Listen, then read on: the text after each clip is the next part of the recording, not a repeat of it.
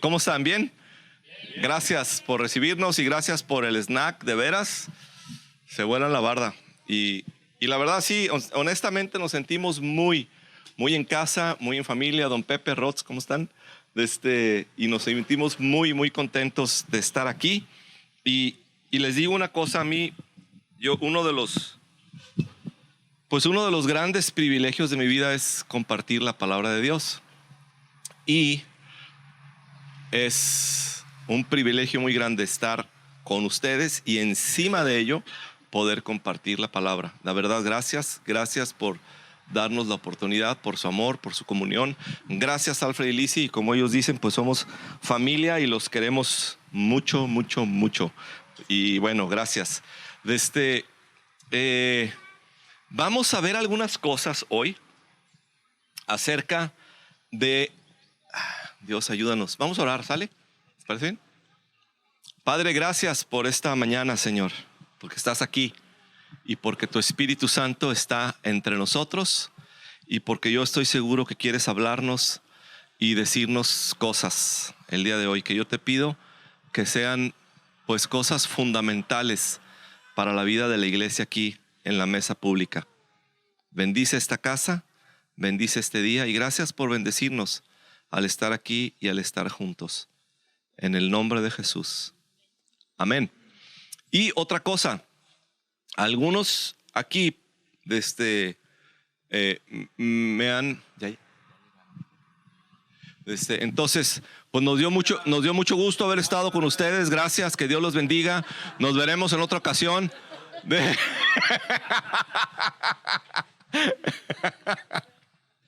Gracias por seguirme el rollo. Son Douglas y Clara, muy buenos amigos de muchos años. Y bueno, nos da mucho gusto que están aquí también. Ellos son parte ahí muy clave de la iglesia en Fuente de Vida y están encargados ellos de supervisar nuestros grupos en casa, nuestros grupos de vida. Que realmente, si les digo la verdad, ahí es donde sucede el trabajo y la vida de la iglesia, en los grupos pequeños, y ellos son los que están encargados, entonces son muy claves. Douglas, Claire, si quieren decir algo ahorita o al final, bienvenidos. Son ingleses, de ahí la puntualidad de ellos, ¿no? Tienen dos hijas preciosas, Gaby y Tania, y bueno, una nació aquí, otra allá, ¿verdad? Y crecieron y son mexicanas güeras, es lo que son, ¿verdad? Muy mexicanas y muy güeras, así es. Bueno, yo les estaba diciendo que algunos de ustedes, y quizá todos, yo no sé, ya han escuchado todo lo que yo voy a decir el día de hoy, en serio. Y algunos de ustedes yo sé que lo han escuchado varias veces, porque lo he predicado mientras han estado ahí sentados escuchando, y porque lo han escuchado de gente antes que yo también. Entonces no va a ser nada nuevo, ni va a ser nada así que digas, wow, la revelación, ¿cómo nunca había pensado yo en esto? Realmente no. Y les voy a confesar una cosa. Sé que es así en mi caso. Sospecho que es en el caso de otros predicadores también. La verdad es que el 95% de lo que uno comparte lo aprendió y lo escuchó de alguien más que lo compartió. Esa es la verdad. O lo leíste o lo compartiste, o alguien lo compartió y tú lo transmites, ¿sí? Entonces no va a ser absolutamente nada nuevo, pero la verdad, créanme, se los digo así, yo tengo meses, él es Israel, es un sobrino nuestro muy querido, Israel del Castillo, hijo de nuestros grandes amigos Lalo y Clau. Pásale, señor Israel.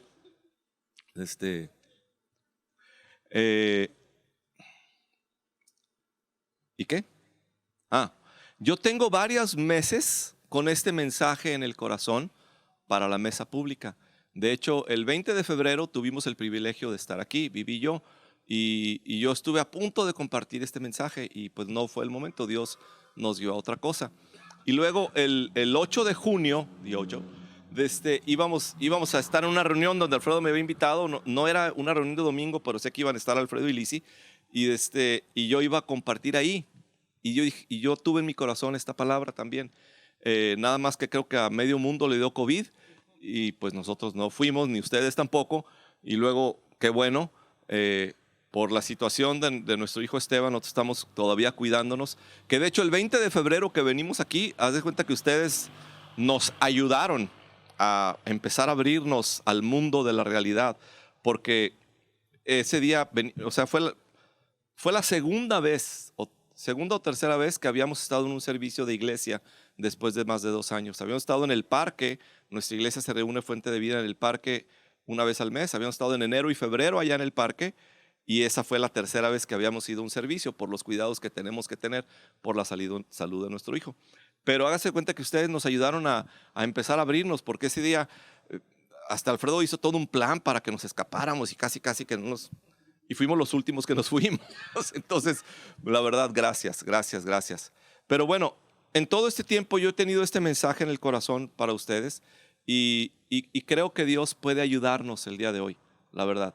Creo que Dios puede ayudarnos bastante con esta palabra que, como les digo, no es nada nuevo. Vamos al libro de los Hechos, por favor, el capítulo 11 y los versículos 19 al 30.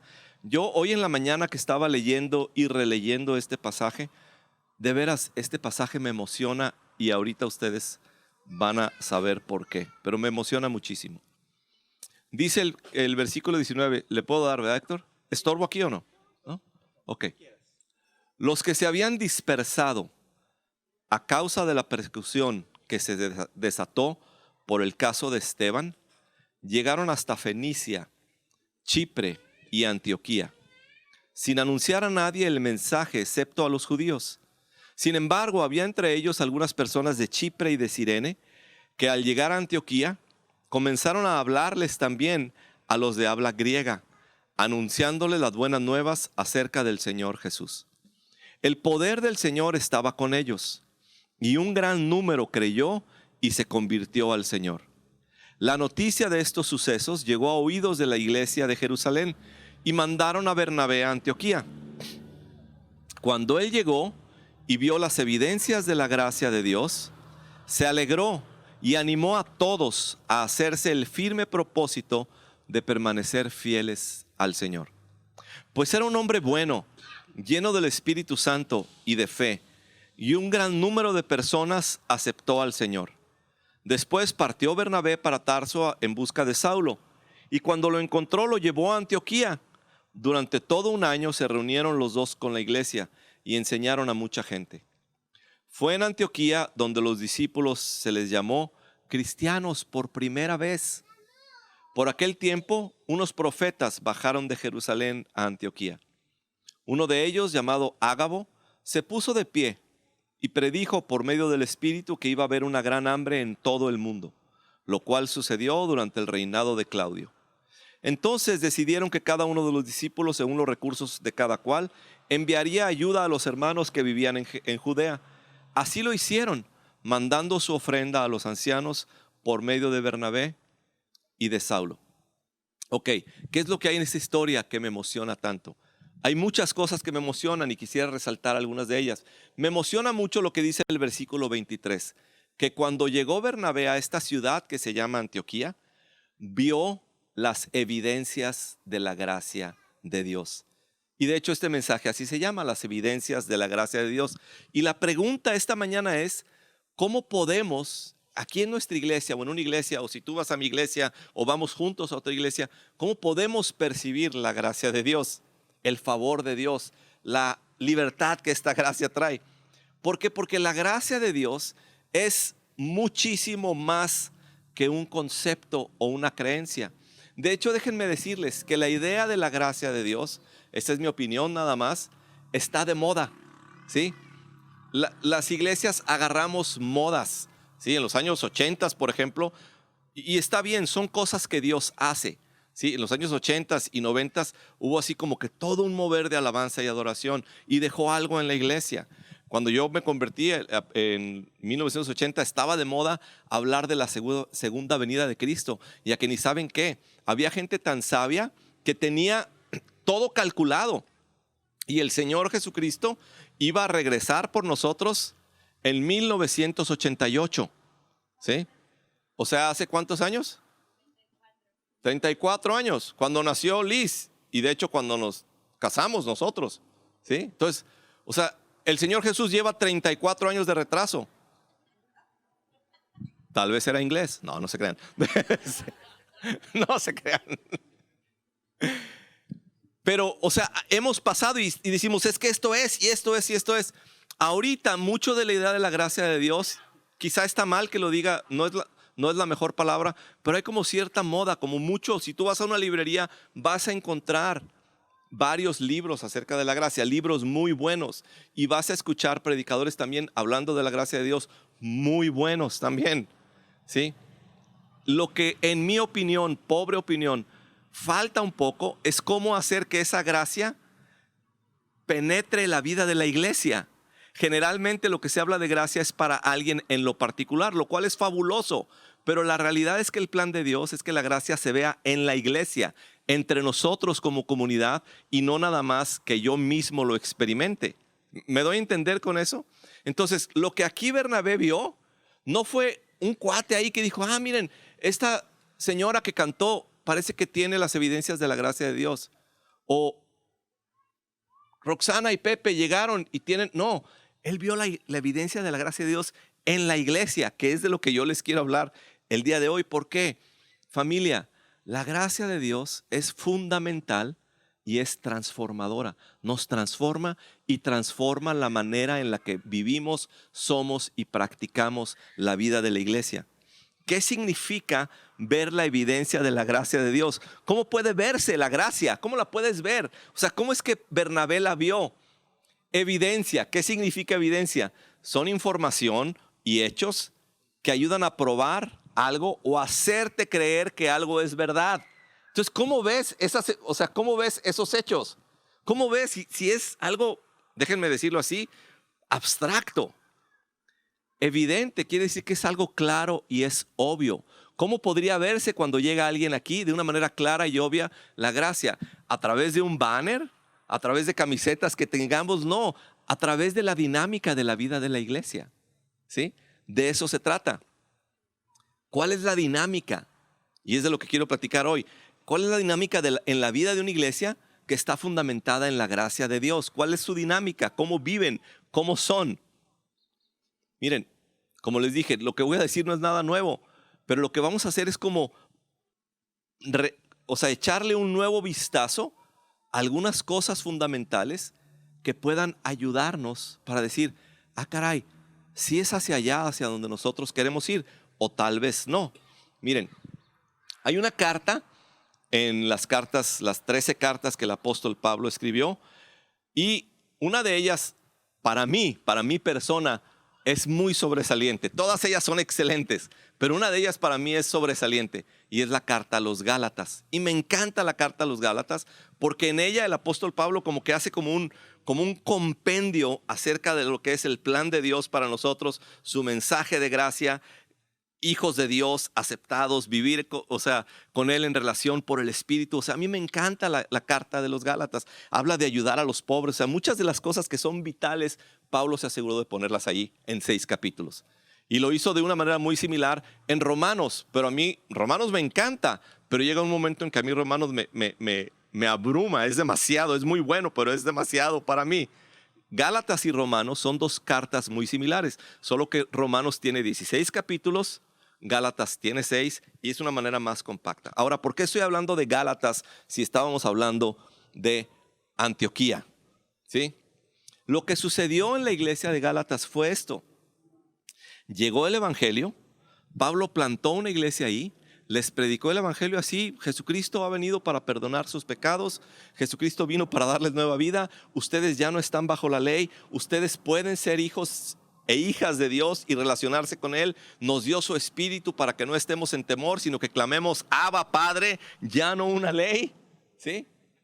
¿Y qué pasó con Galacia? Empezaron a experimentar cosas, de hecho empezaron a experimentar milagros, hasta que Pablo un día los vuelve a visitar y les dice: ¿qué pasó con ustedes? ¿Quién los engañó? De hecho, el capítulo 3 en alguna versión dice: ¿quién los embrujó?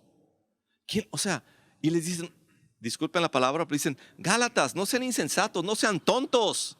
¿Quién los embrujó? Porque ustedes empezaron su caminar con Dios, su vida de iglesia, de una manera libre por el evangelio, y ahora están otra vez trayendo leyes, queriendo imponer las leyes. ¿qué había sucedido?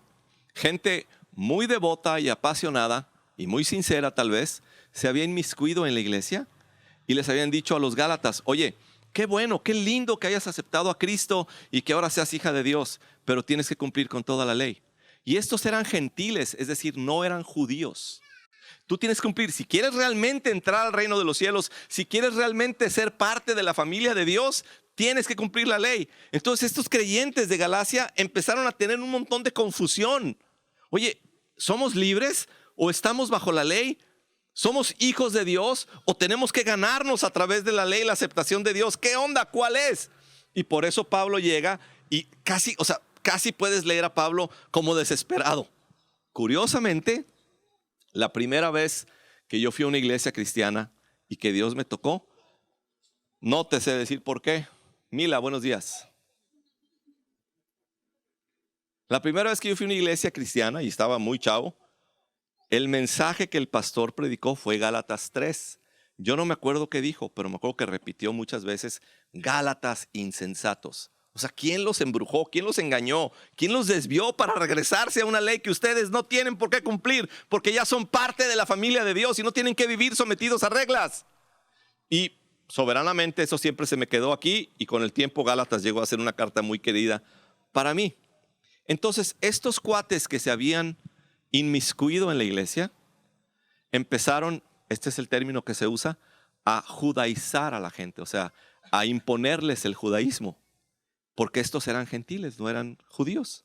Fue la primera iglesia no judía, ¿sí? Todo se había concentrado en Jerusalén. Llegó a ser tal el caso en Galacia, que si tú lees la carta, Pablo un día se armó de valor y el mismo Bernabé que lo llevó a Antioquía había caído en esto. Y dice, oye Bernabé, ¿qué te pasa? O sea, si nosotros venimos aquí y predicamos un evangelio de libertad y ahora tú te estás mezclando con los judíos y separándote de estos, y luego llegó Pedro y a Pedro también le sonó, ¿sí? Y lo puso como campeón, ahí lo puedes leer en los primeros 2 capítulos. Eso sucedió en Galacia. Y les digo una cosa, eso sigue sucediendo hasta el día de hoy. ¿Qué es a lo que me refiero?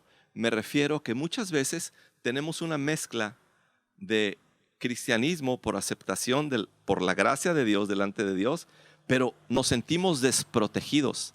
A muchos de nosotros la gracia de Dios nos da miedo, nos da miedo. Yo no sé cuántas veces he escuchado que gente dice, oye, está padre eso de la gracia de Dios.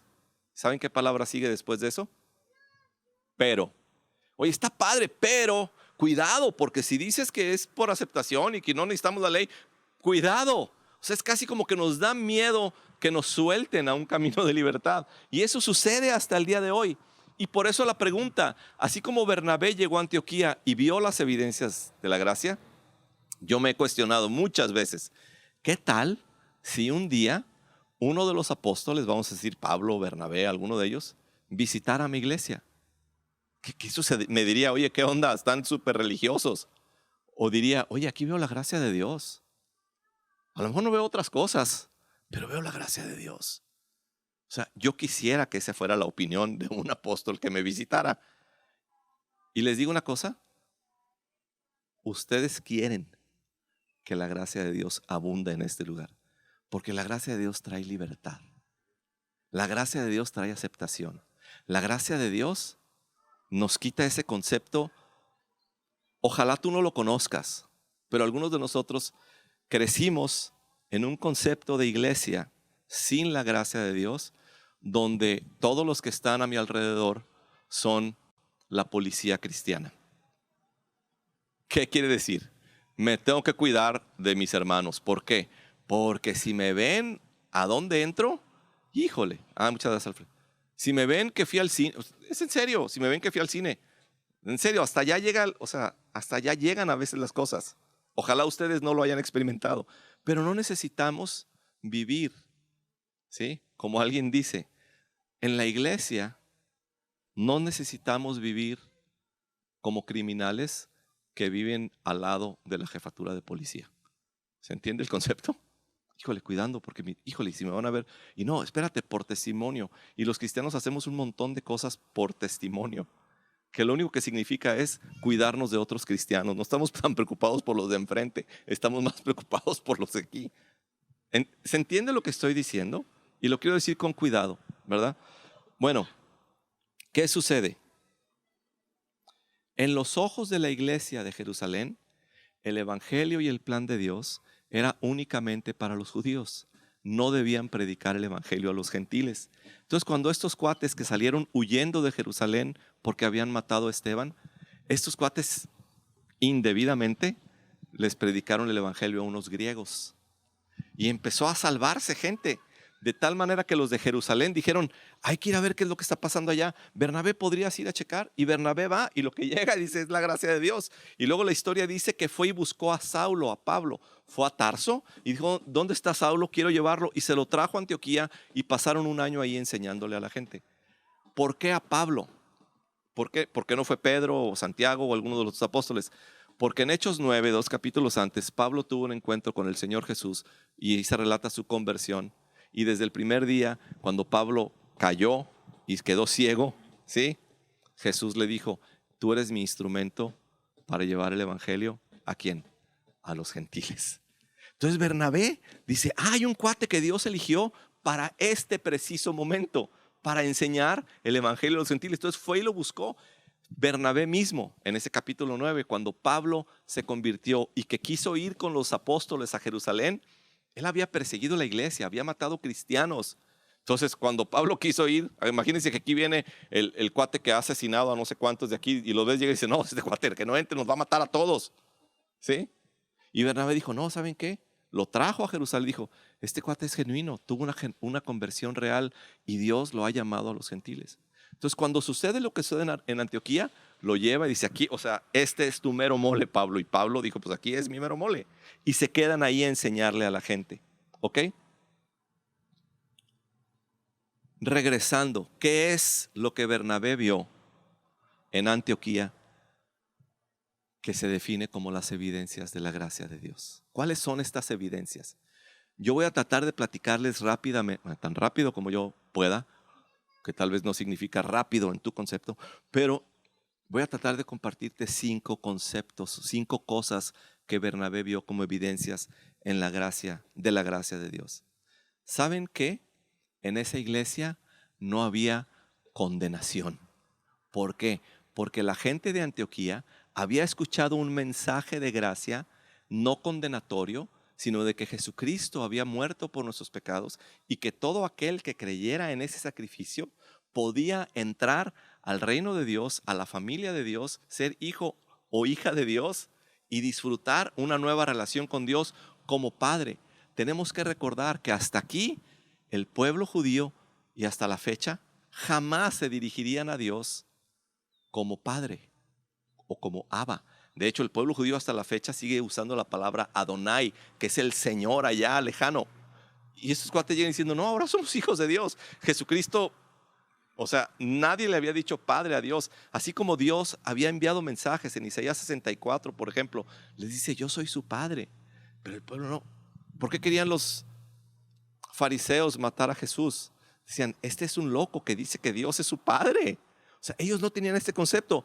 Y Pablo le dice y Bernabé a los Gálatas y a los de Antioquía, ustedes son hijos de Dios. ¡Wow! Podemos tener una relación como hijos de Dios. Ya no gente lejana que se está escondiendo en su condenación. No, ellos sabían que sus pecados habían sido perdonados. Ellos escucharon lo que dice Romanos 5:1. En consecuencia, ya que hemos sido justificados mediante la fe, tenemos paz con Dios por medio de nuestro Señor Jesucristo. O sea, estos cuates, y eso es para nosotros hoy, podemos tener una relación de paz con Dios. No tenemos que tener una relación donde vivimos condenados delante de Dios. Y la condenación se manifiesta en muchas maneras, ¿sí? Como ahorita vamos a ver. Esto es lo que esta gente en Antioquía había escuchado. ¿No sabían ellos todavía nada en Antioquía de esa idea del evangelio? Ojalá no lo hayas escuchado, pero hay un evangelio que se parece a esto y que algunos de nosotros fuimos expuestos a él. La salvación es gratis, lo único que tienes que hacer es recibirla, es gratuita, una relación nueva con Dios. Acércate. Y uno dice, ¿de veras? Sí, ¿en serio es gratis? ¿Que me van a perdonar todos tus pecados? Y uno dice, wow, es gratis. Y te acercas y dices, qué increíble, es gratuito. E inmediatamente, ahora que eres cristiano, Arturo, tienes que dejar de hacer esto y esto. Y Paco, tienes que dejar de hacer esto. Y tú dices, oye, no parece muy gratis. ¿Sí? O sea, como que es casi como cuando vas de compras y hay ofertas y a la hora que pagas la oferta no existía. ¿Sí? Es gratis. No, hay que cumplir con todo esto. Estos cuates de Antioquía no tenían idea, no habían escuchado nada más que un evangelio gratuito, de gracia. ¿Sí?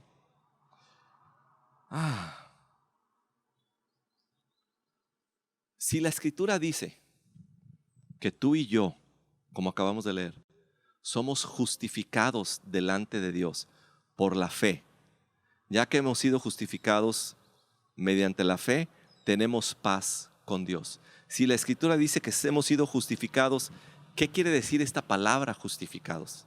¿Sí? Quiere decir que podemos tener una relación con Dios como si nunca hubiéramos pecado. La justicia de Cristo nos cubre. Lo que ahora el Padre ve no es a Oscar con todos sus rollos, sus caídas, sus errores, sus pecados. Lo que Él ve es que estoy cubierto con la justicia de Jesús. Y puedo tener paz con Dios. No me tengo que estar escondiendo como Adán y Eva porque pequé. ¿Sí? Puedo llegar delante de Dios. Y como Dios es mi Padre, cuando yo peco, que lo hago no todos los días. No peco todos los días. Peco repetidísimas ocasiones todos los días. Pero la Escritura dice que cuando yo peco tengo un abogado que se llama Jesucristo el justo. No depende ya de mi justicia, sino de la justicia de Cristo. Y como Dios es mi Padre, a la hora que yo peco, sí, a mí me encanta pensar en esto, me encanta esto. A la hora que tengo que arreglar mis problemas por mis pecados con Dios, no tengo que ir a la corte del juez, sino al comedor de la casa con mi Padre. Y eso hace toda una diferencia. ¿Están de acuerdo conmigo hasta aquí? Ok. Dice Romanos 8:1, no hay ninguna condenación para los que están en Cristo Jesús. Satanás, familia, no puede hacer nada para quitarnos esa posición o categoría de estar justificados delante de Dios. No nos las puede quitar. ¿Sí? Y muchos de nosotros a veces tenemos la idea de que Satanás tiene como encomienda, ¿sí?, andar asustándonos, ¿sí? Y salirte en la oscuridad y decirte ¡bu! ¿No? Y decir, wow, Satanás. ¿Sabes cuál es la peor arma de Satanás? La condenación. ¿Por qué? Porque a Satanás le encanta acusarnos. De hecho, ¿sabes que Satanás significa el acusador? Y el Apocalipsis lo llama el acusador de los hermanos, el cual nos acusa delante de Dios de día y de noche. La chamba de Satanás 24 horas al día es acusarte y decirte todos tus pecados y recordarte lo mala que eres. Y acuérdate lo que hiciste ayer. Y yo te vi hoy en la mañana y vi cómo te enojaste y vi cómo le hablaste a fulano y vi que en el carro y vi que en el camión. O sea, y entonces producir que tu relación con Dios de libertad quede coartada, ¿sí? Y pierdas la libertad que la justificación en Cristo nos puede traer.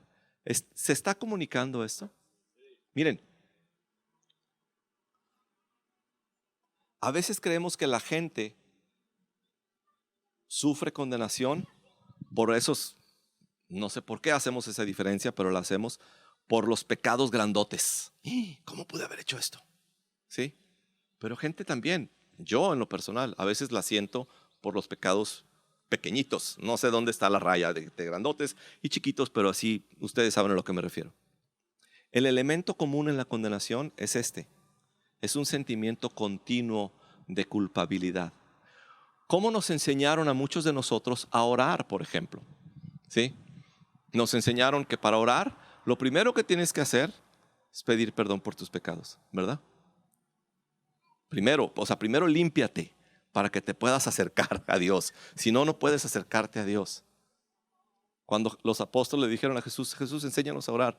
¿Qué dijo Jesús? Ok, primero pidan perdón por sus pecados.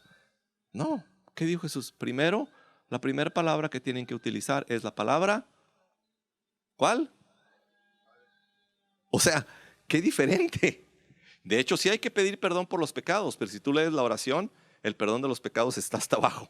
Lo primero es disfrutar una relación con el Padre, con Abba. ¿Sí? Y de ese tipo de cristianismo se trata el que produce en nosotros la gracia de Dios. La manera en la que nos acercamos a Dios, muchas veces, más bien, la manera en la que nos sentimos delante de Dios determina cómo nos acercamos delante de Dios. ¿Sí? Ahorita, ¿se fijaron en Mila? Lo irreverente que fue Mila. ¿Se fijaron que rompió todo rito religioso? ¿Sí? ¿Se fijaron que le valió sombrilla que un grupo de adultos estuvieran aquí muy bien portados y poniendo la atención al otro adulto loco que está enfrente? Y Mila, o sea, dijo, eso me vale. Yo busco a mis papás. ¿Sí? ¿Te das cuenta? ¿Por qué? Porque ella lo único que conoce es una relación de hija. Ella no tiene otro concepto en la vida. Y ella sabe que puede entrar aquí, ¿sí? Y echarnos a perder el mundo a todos los adultos, ¿sí? Y destrozar nuestra religión. ¿Sí? ¿Te das cuenta? Es experta en eso. ¿Sí? Y aparte de todo, o sea, qué ignorante, Mila, porque no vio el letrero que tenemos ahí que dice, para entrar a este lugar santísimo, ¿sí? Tienes que entrar calladito.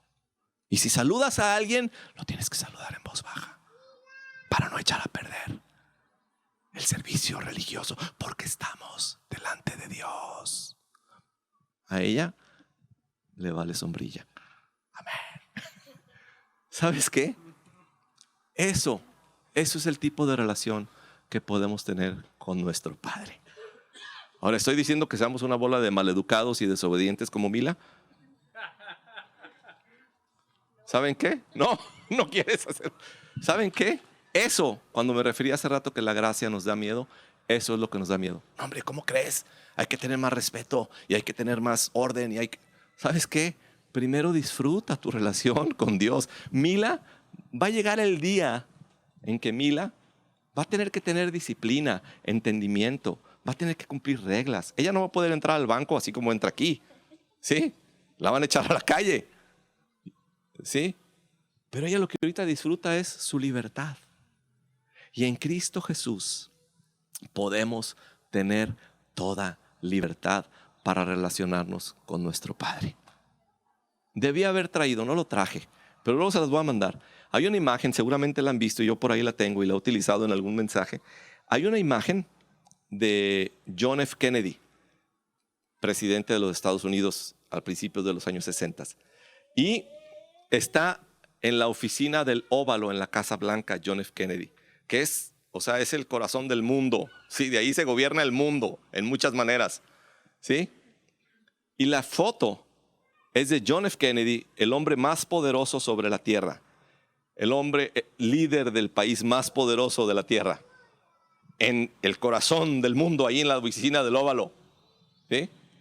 Pero la imagen es John F. Kennedy a un lado de su escritorio, ¿sí? No pela su escritorio, está sentado con una sonrisa enorme porque su hijo está brincando y jugando delante de él.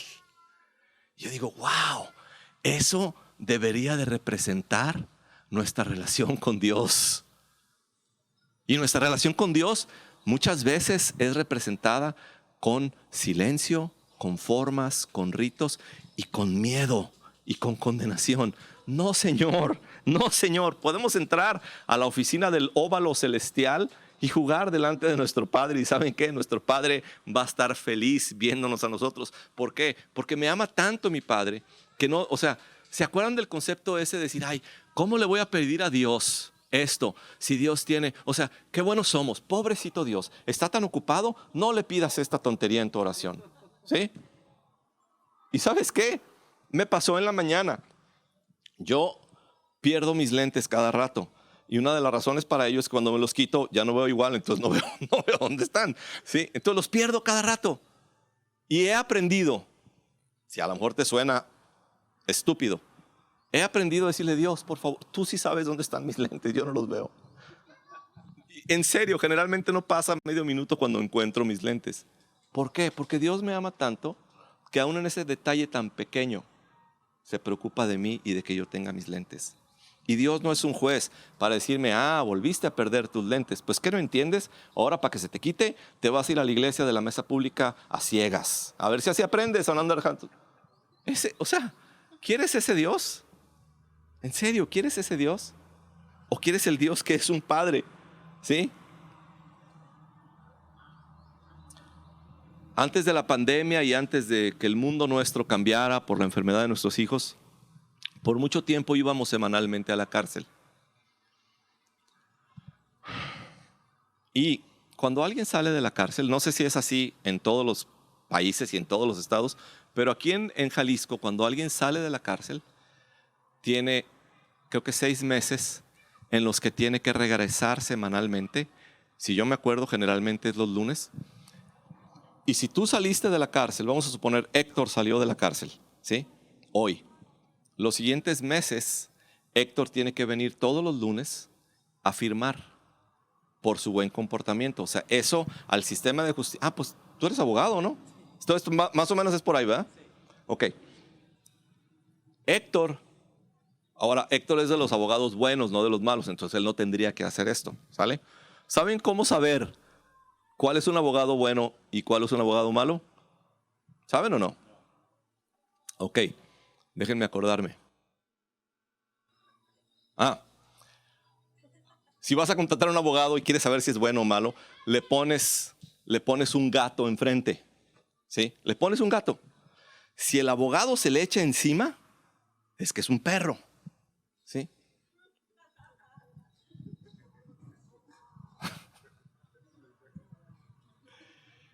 Si el abogado sale corriendo del gato, es que es una rata.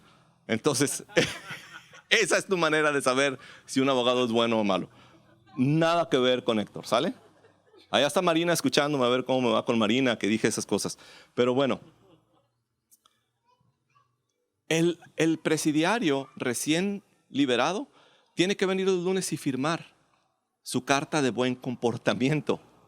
Y entonces eso le dice al sistema de justicia y a la sociedad que este cuate puede estar libre, ¿sí? Y viene y firma. Cuando uno de estos cuates no firma, no viene el lunes a presentarse, ya tiene problemas. Porque salió, libertad condicional se llama, ¿verdad? Salió por libertad condicional.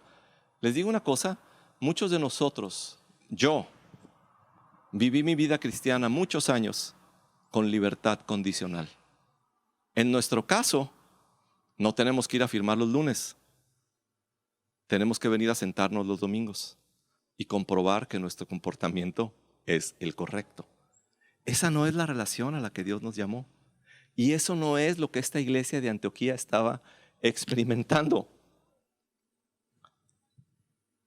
Al que no conoció pecado, dice 2 Corintios 5:21, por nosotros lo hizo pecado, para que nosotros fuésemos hechos justicia de Dios en él. Jesucristo no conoció pecado. Yo era pecador. Al que no conoció pecado, Dios lo hizo pecado en la cruz. Le descargó todo el pecado de la humanidad en la cruz. Y él, que era el justo y la justicia de Dios, lo hace pecado para que yo, que era pecador, llegue a ser la justicia de Dios en Cristo Jesús. Ese es el nivel, esa es la dimensión de la gracia con la que Dios nos ha tratado. Sí. Podemos vivir libres de toda condenación. Cuando este evangelio se predica una y otra y otra y otra vez, esta es mi mentalidad. Queremos predicar la gracia de Dios hasta que no la creamos. O sea, hasta que yo crea que de veras esto yo me lo crea y pueda vivir de esta manera. Y por eso, cada vez que tengo la oportunidad, predico esto. Hasta que yo me lo crea y hasta que yo pueda vivir con esta libertad. La segunda cosa, vamos en la segunda. Alfred, perdóname, pero no supe a qué horas tengo que terminar. Perdón, por favor. ¿No importa? Ok. La segunda cosa, si tú ves la iglesia de Antioquía, los judíos y los gentiles tenían una relación común. había amistad común y se consideraban uno solo. ¿Qué relevancia tiene eso? ¿Sí? Yo soy mexicano, ¿sí? Douglas es inglés. ¿Qué importancia tiene que el judío y el no judío? Tenemos que entender, y lo dice también la Escritura en Gálatas, que había una barrera que separaba a los dos pueblos, perdón, en Efesios. Había una barrera que separaba a los dos pueblos. Y los que estaban de este lado eran los judíos, y a que ni saben cómo les decían a los gentiles, ¿sí? Para los judíos de este lado de la barrera, los gentiles que estábamos acá, éramos considerados perros. De hecho, les decían perros. O sea, para el judío, estos son perros. Y de repente resulta que llegan al mismo lugar, a la misma iglesia, se sientan juntos. Y cuando es el aniversario, como fue en abril, qué bárbaros la comida ese día. ¿Sabes qué? Estos pates comen juntos. ¿Sabes que el judío no podía comer con esos perros? Y aquí están comiendo. ¿Sabes que en Gálatas el problema es que Pedro y Bernabé ya no querían comer con los gentiles cuando llegaron los judaizantes? O sea, se convirtieron en familia. ¿Sí? Y eso les quiero decir. Número 2, primero, que podamos vivir en la libertad como hijos de Dios, la libertad que trae el Evangelio. Y segundo, que entre nosotros nos podamos convertir en familia. ¿Sí? O sea, Héctor ya no es el abogado raro, ¿sí? Sino, ¿quién sabe cómo? ¿Sí? Pero Arturo, que viene de la ciudad de León, y Héctor ahora son uno en Cristo Jesús. Y, o sea, yo llevarme con un cuate de León, por poner un ejemplo nada más, ¿no, Arturo? ¿Sí? ¿Sabes qué? En la gracia de Dios nos trae la libertad para ser uno solo y desarrollar amistades genuinas. Déjenme decirles una cosa. A la gente que llegue por esa puerta y entre a ser parte de esta familia, nuestra idea no es darles nuestra doctrina. Nuestra idea es ser familia junto con ellos, comer juntos, ¿sí? O sea, de veras se los digo, o sea, yo, así la mera verdad, su snack y todo eso dice muchísimo acerca de su iglesia. Porque aparte de todo es gratis. Yo le platicaba a alguien que hoy en la mañana en la iglesia se estrenó una cafetería. Muy padre, la verdad, muy padre. Unos chavos de la iglesia invirtieron, acomodaron, lo prepararon. Ahorita nos tomamos un café y una tisana, Vivi y yo. Pero allá son bien gachos, allá lo cobran. Es ¿para qué? No, o sea, quieren juntar fondos para los ministerios de la iglesia, obviamente, ¿no? Pero, o sea, en serio, esa mesa dice muchísimo. Dice gracia, dice gratitud, dice bienvenido, dice aquí está lo que tenemos es para ti. No te quiero dar un folleto con doctrina, lo que te quiero dar es vida y quiero que vengas a ser parte de mi vida. Y les digo una cosa, de eso se trata esta iglesia. Por eso se llama la mesa pública. Por eso no se llama el tabernáculo de la redención por la sangre de Cristo. ¿Sí? Se llama la mesa pública porque esta casa, o sea, esta iglesia es una mesa donde todos están invitados a llegar, a comer, a participar, y todo mundo, como dijimos en febrero, yo sé que ustedes no se acuerdan, no se preocupen, no se los recrimino, como Mefiboset, que fue llamado por David a sentarse en la mesa del rey todos los días, aunque sea cojo. Porque va a llegar gente coja, y va a llegar gente pobre, y va a llegar gente diferente a nosotros, o gente de alguna raza que no nos caiga tan bien, o que le va a otro equipo de fútbol, o lo que tú quieras. ¿Sí? No, la idea es que ustedes se conviertan más y más y más en familia. Esa es la idea, y por eso se llama mesa pública, porque es una mesa para todo público. Y eso nada más, se los digo en serio, nada más lo produce la gracia de Dios. ¿Están conmigo hasta aquí? ¿De veras? Porque les digo una cosa, hay que tener un chorro de cuidado. A lo mejor tú dices, bueno, ¿y eso qué tiene? Es lo que queremos, está padre, esto que voy a decir. Hay que tener un chorro de cuidado. Que con el tiempo, miren, con el tiempo, cuando empezamos una iglesia, empezamos con un chorro de ánimo y sí, que venga todo mundo, sí, que lleguen aquí, que llegue Pablo, sí, Pablo Ulloa también puede entrar aquí, sí, que venga para acá. ¿Sí? Cuando empezamos. Pero con el tiempo corremos el riesgo de convertirnos en un club de clase media. La verdad. donde queremos que haya gente linda como yo. ¿Sí? Que sean más o menos de mi nivel. ¿Sí? Y nos convertimos en clubs de clase media. ¿Sí? Y con el tiempo no nos damos cuenta. Y se los digo porque lo he visto suceder y sucede y sigue sucediendo. Empezamos a perder ese ánimo inicial, ¿sí? Y empezamos a hacernos de esta manera. O sea, está padre cuando comemos juntos porque nos llevamos bien, ¿sí? Y porque tenemos más o menos la misma cultura. Y fuimos más o menos a las mismas escuelas, ¿sí? Pero acá se sentó un cuate, ¿sí? Que viene de... No voy a decir... ¿De dónde?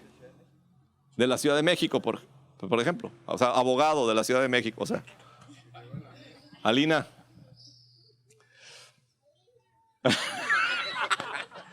O sea, ¿qué grado de irreverencia tienen ustedes en esta iglesia? No puedo creerlo.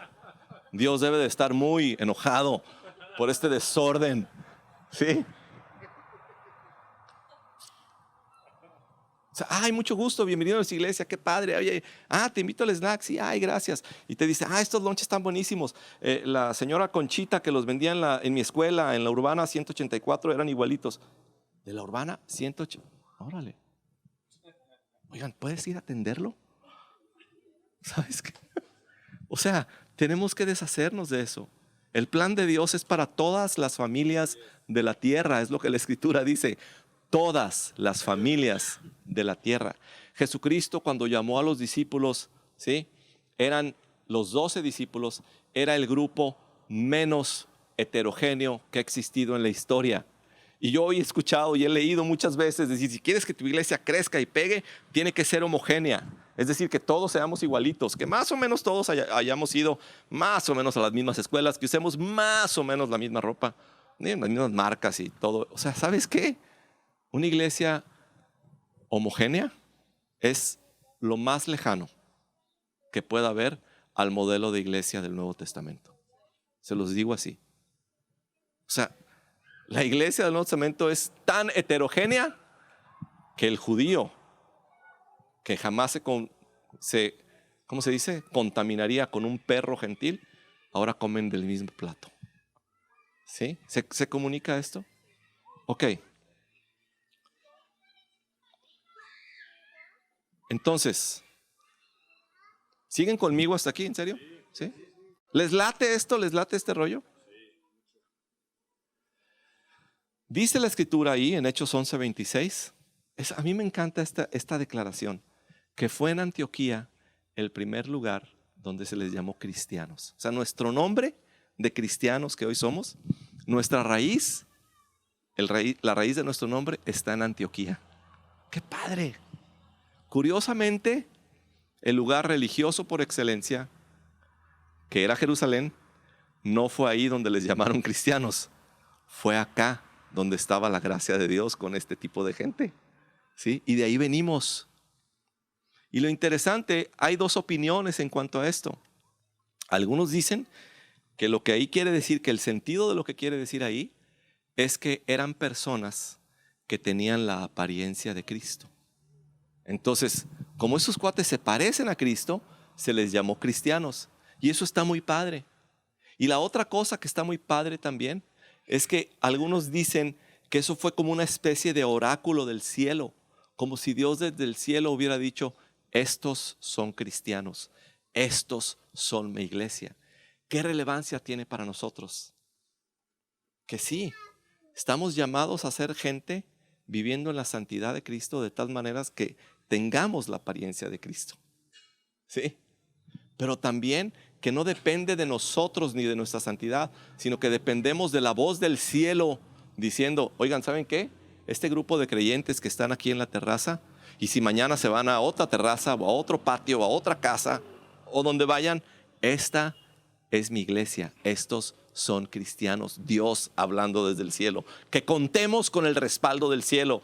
Y quiero decirles una cosa, cuentan con el respaldo del cielo, esa es la idea. Con el respaldo del cielo para disfrutar la gracia de Dios. Número 4. Entonces, hablamos de las relaciones, la amistad. Hablamos de libres de condenación, sabiendo que habían sido perdonados sus pecados. Hablamos de la santidad de Dios entre nosotros, reflejando la apariencia de Cristo, pero contando con el respaldo del cielo. Pero hay otra cosa más que para mí es muy importante. Había generosidad. La porción que leímos al principio dice que llegaron a Antioquía unos profetas de Jerusalén. Y llegando uno de ellos se levantó y dijo, oigan, va a haber una hambruna y necesitamos recoger una ofrenda. Y dice que espontáneamente la gente dijo, ok, y conforme a lo que cada quien podía, recogieron una ofrenda y la enviaron a Jerusalén. O sea, era una iglesia generosa. Te voy a decir una cosa, no importa ser una iglesia rica, sí importa ser una iglesia generosa. ¿Me doy a entender? Y si la gracia de Dios ha llegado a nosotros, generalmente el instinto natural que la gracia produce en mí, ¿sí?, es convertirnos en gente generosa. Y quiero decirles que esa puede llegar a ser, o es tal vez, una evidencia de la gracia entre ustedes. Generosidad, espontaneidad en el dar. ¿Se han fijado lo incómodo que es? Sí. Cuando se nos tiene que estar dice y dice y dice que demos, que diezmes, que ofrendes, que si no das, déjame decir una cosa, o sea, Dios tiene serios problemas. Está en problemas Dios. Si tú no das tu diezmo, esto se va a acabar. ¿Sí? Y ella es una mejor hija de Dios que tú porque ella sí da su diezmo. ¿Sí?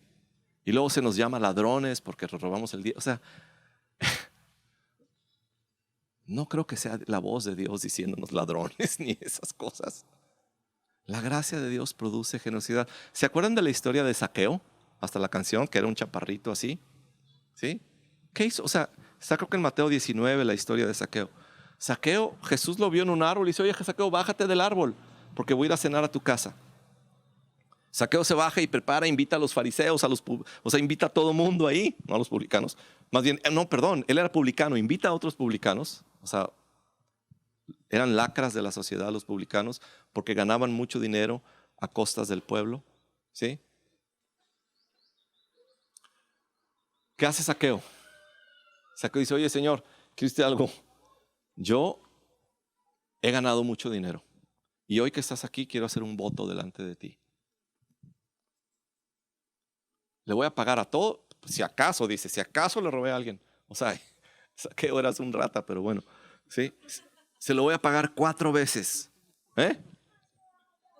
4 veces. Y no nada más eso. La mitad de todo lo que tengo se lo doy a los pobres. ¿Se acuerdan qué dijo Jesús después de esa declaración de Zaqueo? ¿Qué dijo Jesús? Hoy ha venido la salvación. O sea, realmente ustedes tienen un problema. Yo no sé si algún día yo quisiera regresar a este lugar. Ahí llegó otro de los rebeldes, irreverentes. Mírenlo. O sea, en serio. O sea, es serio el diagnóstico para ustedes. Es serio. O sea, ¿qué esperan de la iglesia?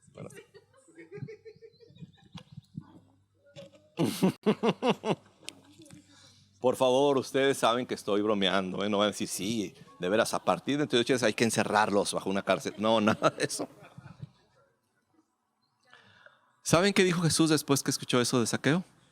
Dijo, hoy ha venido la salvación a esta casa. O sea, la evidencia de la salvación en la vida de Zaqueo fue su generosidad, su liberalidad para dar. ¿Sí? Yo quiero animarles, amigos, de veras. Como dijo Alfredo al principio y lo dijo Vivi también, en serio, yo a lo mejor debida o indebidamente, pues nosotros nos sentimos parte de esta familia. No se sorprendan si un día entramos corriendo con una pelota, ¿sale? Irreverentemente. Nos sentimos parte de esta familia y quiero animarnos en la generosidad. Quiero animarte en tu dar. Quiero animarte en tu liberalidad para que el reino de Dios continúe. Para que los pobres puedan ser bendecidos desde aquí. Desde aquí, o sea, de veras. Que desde aquí algún pobre pueda llegar a recibir. Me encanta una historia y la he contado 20,000 veces, pero se las voy a contar a ustedes. Seguramente varios ya la han escuchado. Es una historia que leí en un libro que se llama Desafío a Servir. Excelente libro por Charles Swindoll. Él cuenta esta historia. Cuenta la historia de la ciudad de Londres. Cómo quedó destruida en la Segunda Guerra Mundial. Y la historia que él platica es que al final de la guerra estaba un niño afuera de una panadería viendo por el vidrio, por la ventana, los panes y los pasteles que estaban adentro. Y estaba viéndolos así en una mañana muy fría y así se le veía la cara que se moría por uno de esos panes. Y en eso llegaron unos soldados en un jeep y se bajó uno de ellos y entró a comprar pan. Y cuando salió el soldado, al niño le entregó una bolsa de pan, con panes. Y dice, wow. Y el niño le preguntó al soldado, disculpe, señor, disculpe, ¿es usted Dios? Y la explicación que da Swindoll acerca de esto es que nunca nos parecemos tanto a Dios como cuando damos. Y si la gracia de Dios está evidente y presente en este lugar, yo quiero animarles a que se parezcan a Dios en ese sentido, en su generosidad. Y quiero animarte a que si no tienes un hábito de dar, ¿sí?, empieces a practicarlo. Y vas a ver, yo sé que ustedes lo saben, vas a ver la bendición de Dios sobre tu vida. Pero como dije al principio, no se trata de que la veas en tu vida. Háblenos el día de hoy. Se trata de que vean la bendición como iglesia. Y que la generosidad sea una marca de su vida cristiana y de su vida de iglesia. Amén. Y yo sé que está en ustedes. Y el entender la gracia de Dios nos va produciendo esto. Pablo pone un ejemplo de una iglesia. 2 de Corintios 8, del 1 al 4.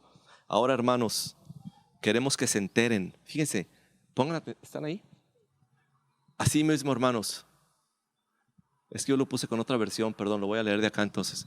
Así mismo, hermanos, os hacemos saber que la gracia, quiero que sepan algo de la gracia de Dios que se ha dado a las iglesias de Macedonia, que Dios le ha dado a las iglesias de Macedonia. Que fíjate la combinación de componentes. En grande prueba de tribulación, la abundancia de su gozo y su profunda pobreza abundaron en riquezas de su generosidad. Versículo 3. Pablo dice, yo doy testimonio, yo soy testigo de que con agrado han dado. ¿Lo alcanzas a ver? ¿Cómo dieron? ¿Lo lees conmigo? Han dado conforme a sus fuerzas. Y aún más allá de sus fuerzas. Pidiéndonos con muchos ruegos que les concediésemos el privilegio de participar en este servicio para los santos. Estos factores no se mezclan en la vida normal, a menos que sea algo sobrenatural producido por el Espíritu de Dios. Fíjate, grande prueba de tribulación, pero con abundancia de gozo. Estos cuates podrían estar en la lona, pero los ves y están gozosos. En lo natural, ¿estás de acuerdo conmigo que no se da? Profunda pobreza, dice después. Estos profundamente pobres, otra. ¿En serio? Comadre. Profunda pobreza, pero abundan en generosidad. Por eso dije, no se trata de ser una iglesia rica, pueden ser una iglesia pobre, llena de gente pobre.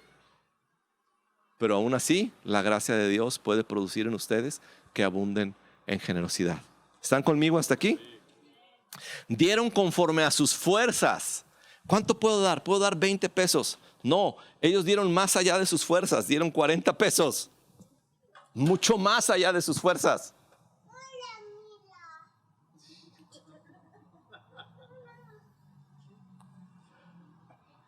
¿Y saben qué hacen? ¿Ves el contraste? Religiosamente nos tienen que obligar a que demos. Tienes que dar, y si no das, y aquí lo que dice es que estos cuates, dice Pablo, ellos nos rogaron participar en esta ofrenda. Es decir, Pablo les dijo: señores macedonios, estamos levantando una ofrenda en las iglesias, pero como ustedes son tan pobres, no se preocupen, ustedes no den. Y esos cuates dijeron: ¿cómo que no? Por favor, permítanos. Nos rogaron participar. O sea, Pablo no tuvo que regañar a nadie para que ellos fueran generosos. ¿Dónde está la clave? Como dice la Nueva Versión Internacional, la gracia que Dios les ha dado a las iglesias de Macedonia. Así como el soldado, nunca nos parecemos más a Dios como cuando damos. Con esto quisiera terminar con algunos pensamientos más. Es obvio decir que este tipo de iglesia invadida, inundada por la gracia de Dios, es libre de esa cosa tan enfermiza que se llama legalismo, donde vivimos por reglas, donde vivimos cumpliendo lo legal, ¿sí? Donde tienes que cumplir para que entonces te acepten, para que te den, para que alguien te ame. ¿Se acuerdan de aquello? No sé si en su cultura familiar sucedía, pero ¿se acuerdan cuando éramos niños? ¿Sí? ¿Qué decían las tías o las abuelitas? ¿Sí? Te portabas mal y te decían: a los niños desobedientes yo no los quiero. ¿Sí? O sea, si quieres mi amor, te tienes que portar bien, Marina. O sea, imagínate a Dios diciéndote a ti: oye, yo no quiero a los niños desobedientes, a los niños rebeldes yo no los quiero. O sea, ¿te puedes imaginar a Dios diciendo eso? El amor de Dios es incondicional. ¿Y qué es el legalismo? Sino querer ganar o mejorar mi relación con Dios por medio de mi comportamiento. Te digo algo, no tienes el poder, ni lo tengo yo, para mejorar tu relación con Dios en base a tu comportamiento. Puedes hacer los mayores esfuerzos. Es que también yo tengo que poner de mi parte. El lunes estuve en una reunión con puros nuevos creyentes y les decía esto, les ponía este ejemplo. Les decía: en unos días va a ser mi cumpleaños, ¿sí? Y Héctor viene y me regala una camisa. Me dice: Oscar, esta es tu regalo. Y digo: wow, justo la camisa que yo quería, Héctor, muchísimas gracias. Y es blanca como yo la quería. Qué bárbaro, Héctor, le atinaste. Y luego digo: ¿cuánto te debo? ¿Sería absurda mi pregunta? Muchas veces queremos vivir delante de Dios creyendo en lo absurdo que es creer que yo puedo hacer algo para pagarle y para aplacar su vida. El don de Dios es gratuito. La relación nuestra con Dios viene de allá hacia nosotros. Y no nos ama porque seamos personas amables, sino porque Él es una persona amorosa. No hay nada en mí digno de que Dios ame, ni digno de que Dios me persiga y que descienda desde el cielo hasta la cruz. No hay nada. La gracia, lo único que hace, o lo único que espera de nosotros, es que la recibamos con gratitud y decir: gracias, Señor, qué bueno eres. Les digo una cosa, o sea, en serio, creo que esto es importante para ustedes como iglesia. No porque yo se los diga, sino porque esto puede traer una transformación, no nada más a tu vida, sino a las vidas de otros. Y la iglesia, como alguien dijo, es la única sociedad que existe para el beneficio de otros. La iglesia parecería hoy que debe de existir para mi beneficio, que esté bonita, que esté cómoda, que se haga esto para que yo pueda estar a gusto y mis hijos. ¿Sabes qué?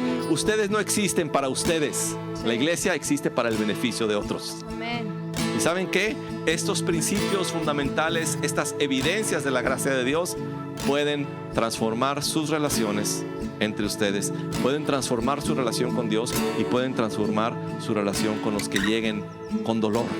Oye, llegué hecho pedazos. ¿Quién sabe qué le pasa a esta gente que me recibieron y me dejaron sentarme junto a ellos? De hecho, me invitaron a comer con ellos, cuando en la calle todo el mundo me dice que soy un perro, como los gentiles. Eso es la iglesia, familia. Y en la medida que ustedes practiquen estas cosas, podrán reproducirlas en otros para la gloria y alabanza de Dios. ¿Les late?